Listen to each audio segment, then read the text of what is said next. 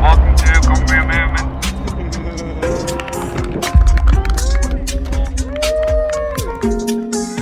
And first place, if you haven't already yet. One more thing. The next black t-shirt to come out today. Thank you very much for coming. Ready up. If anyone would like a sticker, you're welcome to come over and get a sticker. Respond.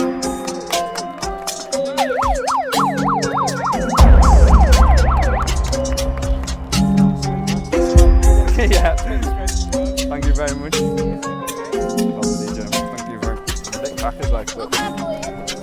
We just keep moving it, that's all we do. Portfolio sort of thing, yeah.